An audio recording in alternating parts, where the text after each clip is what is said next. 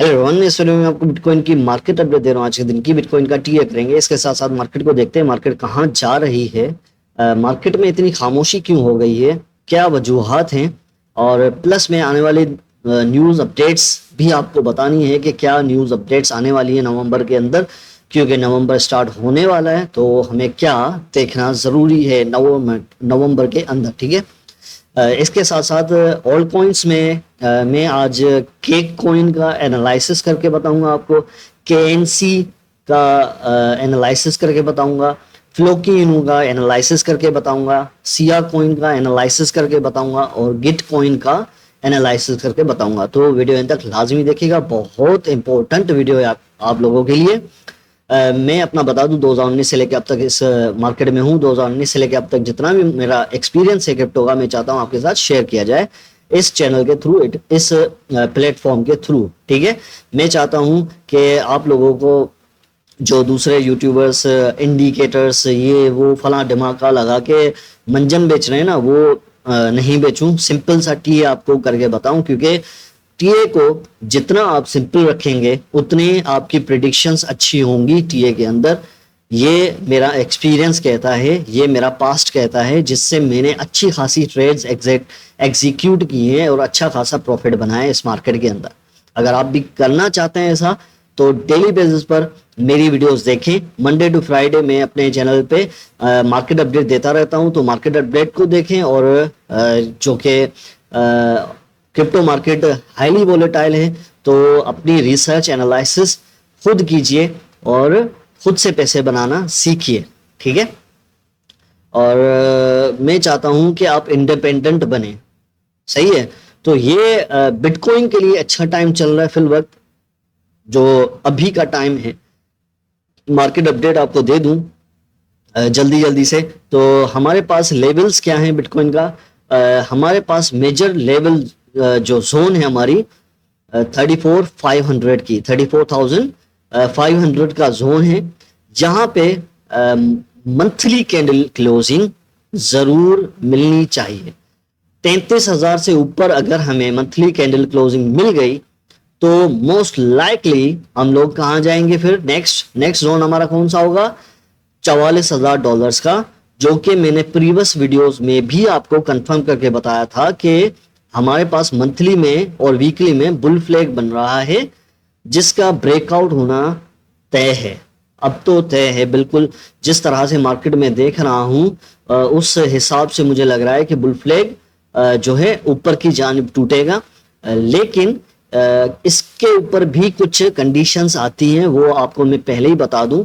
और 4 our time frame पे भी बुल फ्लैग बना रही है बिटकॉइन की प्राइस, और नेक्स्ट लेग अप हमें मोस्ट लाइकली $38,000 तक की विक्स मिल सकती हैं हमें, ठीक है। तो आपने प्रिपेयर रह के एंट्रीज को उस हिसाब से करना है। वन डे टाइम फ्रेम की अगर कैंडल क्लोजिंग हमें ऊपर मिल जाए 34,800 के ऊपर, जो कि अभी करंट रेजिस्टेंस है बिटकॉइन की, इसके ऊपर मिल जाए तो हम मोस्ट लाइकली हम $38,000 तक भी इजीली जा सकते हैं। हमारे पास हमारा पहला लेवल ये वाला है, जो कि है 33,500 का, जो कि हमारे पास अच्छी सपोर्ट का मुजाहरा कर रहा है फिल वक्त। और हमारे पास एक सपोर्ट, दूसरी सपोर्ट, 2 बार सपोर्ट मिल चुकी है यहाँ से, अब तीसरी देखते हैं मिलती है कि नहीं। और मोस्ट लाइकली अगर बिटकॉइन की प्राइस ये वाला लेवल तोड़ के नीचे चली जाती है, जो कि मुझे 40% चांसेस लग रहे हैं और 60% चांसेस मुझे ऊपर के लग रहे हैं, ठीक है।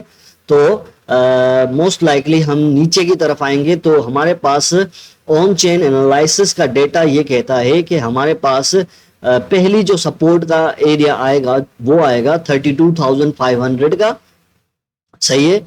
और देन 30,500 का, यहाँ पर मोस्ट लाइकली 200 EMA भी है, और यहाँ पे बाय ऑर्डर कुछ ज्यादा हैं लोगों के। और बिटकॉइन ने जैसे ही 30,000 का मार्क ऊपर की जानिब निकाला है तो रीटेस्ट नहीं किया, तो रीटेस्ट करना इसके लिए जरूरी है।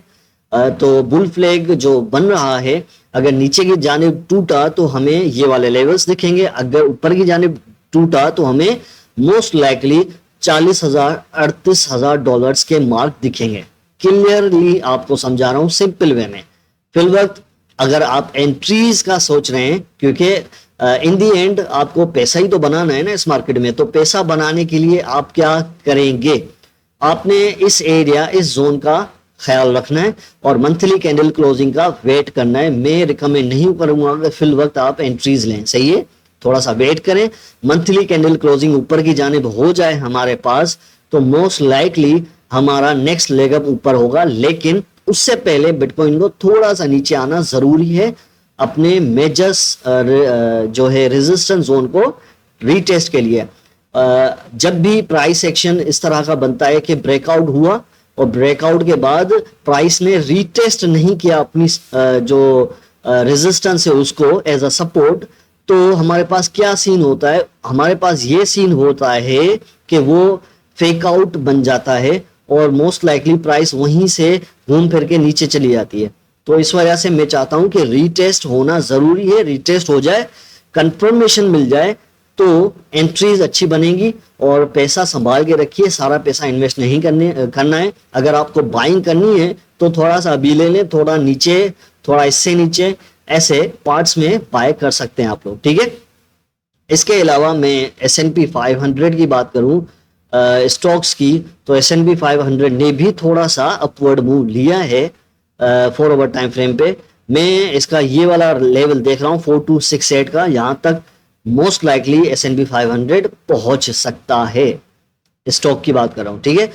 इथेरियम का भी यही लेवल है हमारे पास 1760 का, जो कि नीचे की तरफ टूटा तो हमें ये वाला लेवल दिखेगा 1674 का, जो कि बिटकॉइन अगर 32,000 31,000 डॉलर पे बिटकॉइन की प्राइस आई तो इथेरियम भी इस लेवल पे आएगी, इथेरियम की प्राइस भी इस लेवल पे आएगी।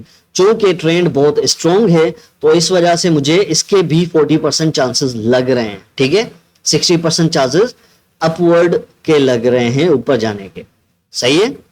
और हमारे पास एक CME गैप है जो कि 34,000 से लेके 34,500 से लेके 34,000 का है, जो कि फिल होना आई थिंक होना जरूरी है। तो ये मोस्ट लाइकली कल के दिन या आज के दिन कैंडल क्लोजिंग दे के फिर आज के दिन की, तो फिर ये दोबारा नीचे की तरफ आए बिटकॉइन की प्राइस, ठीक है। तो फोमो में एंट्रीज नहीं लीजिएगा, प्राइस नीचे आएगी। BTC डोमिनेंस की अगर मैं बात करूं तो BTC डोमिनेंस हमें गिरती हुई नजर आई है, जिस वजह से हमें मेजर ओल्ड कॉइन्स में कुछ गेन्स नजर आए, खास करके रियून में। आपको मैंने बताया था, पिछली वीडियोस में भी आपको मैंने बताया था कि रियून में किस एरिया में खास एंट्री लेनी है, जहां पे मोस्ट लाइकली हमें अच्छे खासे बाइंग ऑर्डर्स मिलेंगे। और वहां पे मैंने भी एंट्री ली थी और $2 के अराउंड मैंने रियून को बेच दिया था। और अगर मैं होल्ड करता तो अभी मेरे रियून $2.7 के हो जाते, लेकिन मैंने नहीं होल्ड किया। क्यों? क्योंकि मेरा सिंपल सा फंडा है, मैं पार्ट्स में बाय करता हूं, पार्ट्स में सेल करता हूं, लेकिन मैं जो है क्लियरली अपने जो टारगेट से डिफाइन करता हूं और उसके बाद उस कॉइन को नहीं देखता कि यार मुझे एंट्री लेनी है नहीं। अभी रियून बहुत ऊपर है, मैं रिकमेंड नहीं करता किसी को भी कि एंट्री ले रियून कॉइन में, ठीक है। डॉलर इंडेक्स की बात करें तो डॉलर इंडेक्स आप जो है नीचे की तरफ आने की तैयारी पकड़ रहे हैं। तीन बार इसने अपनी सपोर्ट को रिटेस्ट किया है $105 की। अगर ये टूटी तो $104 $103 की सपोर्ट पे आएगा डॉलर इंडेक्स, ठीक है। डॉलर इंडेक्स नीचे तो याद रखिएगा बिटकॉइन ऊपर, ठीक है। अच्छा, हमारे पास अदर्स की डोमिनेंस अगर देखूं तो अदर्स में कितना पैसा आ रहा है हमारे पास। अदर्स की डोमिनेंस का ये वाला जो लेवल है 11% का, यहां तक मैं इसको आते हुए देख रहा हूं अदर्स की डोमिनेंस को। उसके बाद देखते हैं कि फर्दर प्राइस सेक्शन क्या बनता है, सही है। अभी के लिए तो मैं ये वाला लेवल देख रहा हूं अदर्स की डोमिनेंस का, और भी पैसा आने वाला है अदर्स की डोमिनेंस में, सही है। और इसके अलावा हमारे पास पहला कॉइन है फ्लोकी इनू, सही है। फ्लोकी इनू का जो है टीए करेंगे जल्दी से। मैं चाहता हूं कि आप लोगों को क्विक अपडेट दे दूं फ्लोकी इनू की।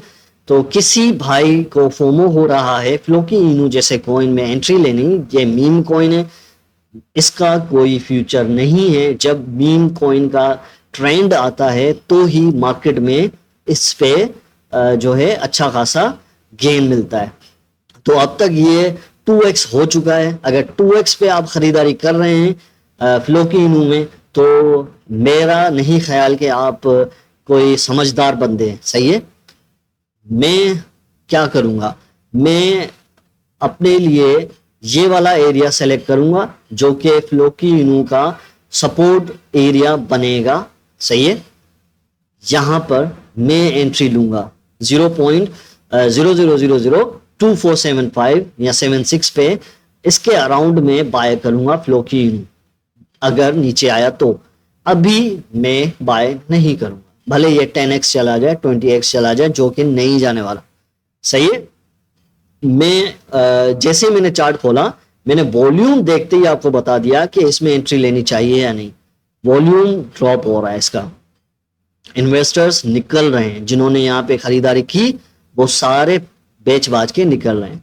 काइंड ऑफ प्राइस यहाँ पे सस्टेन तो कर रही है, लेकिन यहाँ पे रिस्की ट्रेड बहुत ज्यादा है, रिस्क ज्यादा है और रिवॉर्ड कम है यहाँ पे इस एरिया में। इस वजह से मैं आपको रिकमेंड नहीं करूंगा फ्लोकी इनू में एंट्री लेने के लिए जब तक ये वाला लेवल अचीव ना हो। सही है।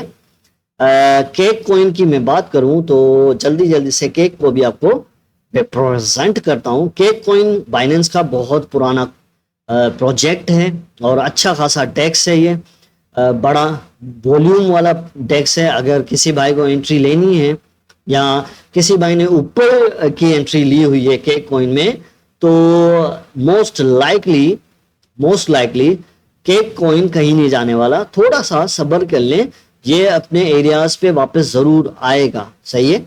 लेकिन थोड़ा सा टाइम लगने वाला है, ये मैं आपको क्लियरली बता दूं। सही है। चार्ट देखते ही मैं समझ जाता हूं कि कौन से ऐसे एरियाज हैं जहां से इसको रिजेक्शन मिलेगी, वो भी हेवी रिजेक्शन मिलेगी। 1 डे टाइम फ्रेम मैंने खोला है तो फिल वक्त केक कॉइन जो है ट्रेंड शिफ्ट कर रहा है ऊपर की जानिब। तो मैं इस लेवल को देख रहा हूं 1.312। ये फ्लिप जोन है इसका।